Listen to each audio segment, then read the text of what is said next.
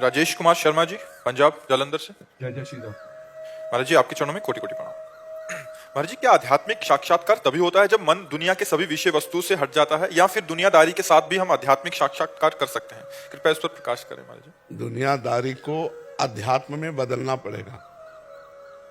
हमारी दृष्टि यदि दुनियादारी की है तो कभी अध्यात्म का साक्षात्कार नहीं हो सकता। दुनियादारी को अध्यात्म दृष्टि से देखना होगा।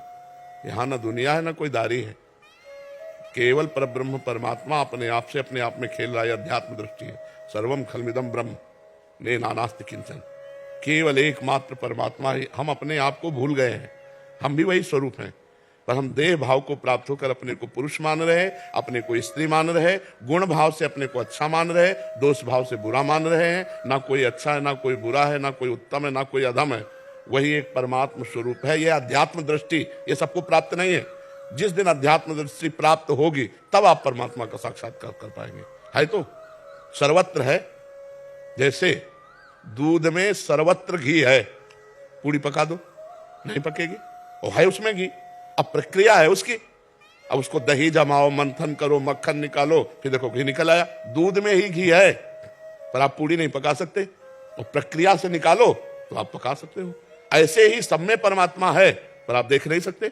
साधना करो, साधना रूपी प्रक्रिया करो तो आपको अध्यात्म दृष्टि प्राप्त होगी। तो जैसे दूध के बूंद बूंद में घी है, ऐसे ही कण कण में परमात्मा है। मेहंदी का पेड़ देखा है आपने? मेहंदी के पत्ते में, मेहंदी के पेड़ में कहीं लालिमा नहीं है। और उसकी प्रक्रिया है, मेहंदी को पीसो, पीस के हाथ में लगाओ, आधा घंटा बाद देखो तो जिस आकार में आपने रखा था वो सब लाल हो जाएगा। ऐसे ही सब में परमात्मा है, पर बिना साधना के परमात्मा तत्व का अनुभव नहीं होता। अब दुनियादारी में फंसे रहोगे तो परमात्मा तत्व का अनुभव किस मन से करोगे? तो फिर बोले क्या हम बाबा जी बन जाएं? तो क्या बाबा जी बनने से भगवत प्राप्ति हो जाएगी? क्या दृष्टि बदलनी है। जैसे कई बार हम बहुत सरल भाषा में कहते हैं, अपनी पत्नी है, उसमें भगवान है कि नहीं है हमें बता दो। भगवान है ना, तो क्या भगवान मान के प्रेम करते हो या पत्नी मान के प्रेम करते हो? अंदर से देखो। हमारा पति पत्नी का रोल है, पर पावर भगवान है। क्या ऐसा कभी चिंतन करते हो कि मेरी पत्नी में भगवान है, इस रूप में मेरे लाडले प्रभु आकर हमें प्यार कर रहे हैं? पुत्र में भगवान है, माता पिता में भगवान है, समाज में भगवान है, नौकर में भगवान है, मालिक में भगवान है। ये आध्यात्मिक दृष्टि। व्यवहार हमको वही करना है। हम पुत्र के पैर नहीं छुएंगे, आशीर्वाद देंगे, उसे प्यार करेंगे, पर भाव यही रहेगा कि मेरे भगवान इस रूपों में है। बिना भाव के भगवत प्राप्ति नहीं होती।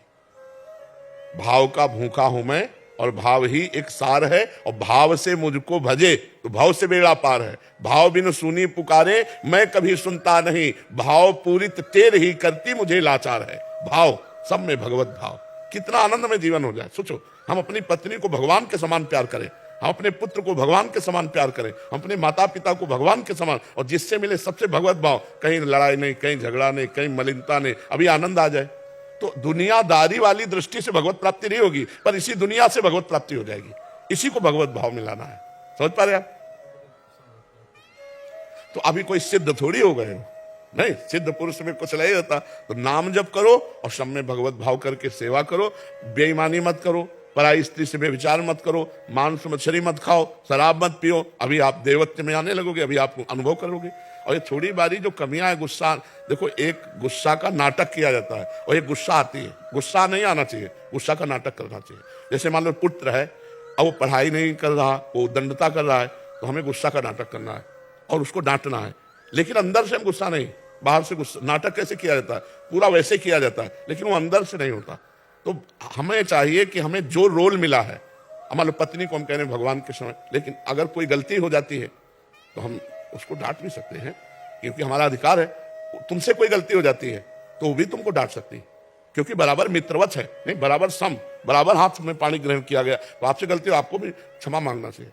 गलती हो गई तो प्रेम बना रहे। आज देखो हमारे आध्यात्मिक का प्रयोग नहीं है घर में, तो आप देखो कलह, अशांति, दुनिया का प्रपंच भर रहा है कि नहीं? एक दूसरे के प्रति भाई भाई को मार रहा है, माता पिता का अपमान हो रहा है, पति पत्नी में विश्वास खो गया है। आज एक गृहस्थी नहीं रह गई, सब अपनी मनमानी रह गई। क्यों? अध्यात्म उठ गया बीच से, भगवत भाव उठ गया। तो देख लो कैसा नीरस परिवार हो गया।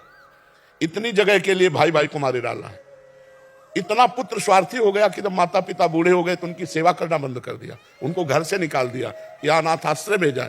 जब तू पैदा हुआ था तो अनाथ आश्रय भेजा थे तेरे माता पिता, अपनी गोद में शौच करवाया, इतना बड़ा किया, अब उनकी सेवा का अवसर आया तो अनाथ आश्रम में भेज रहे हो। ये क्या हो गया? भाव बिगड़ गया।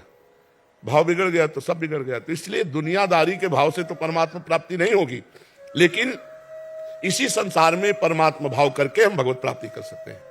और जो क्रोध आना है वो धीरे धीरे, अंदर विकार मत लाओ, बाहर आप क्रोध का नाटक करो, कोई फर्क नहीं। मान लो नौकर है, पुत्र है, या किसी से काम, कोई अधिकारी पद है, तो आप गुस्सा दिखा सकते हो, लेकिन अंदर से द्वेष मत करो, अंदर से घृणा मत करो, अंदर से उसका अहित मत चाहो, तो वो गुस्सा भी पूजा हो जाएगी। समझ पा रहे हैं आप?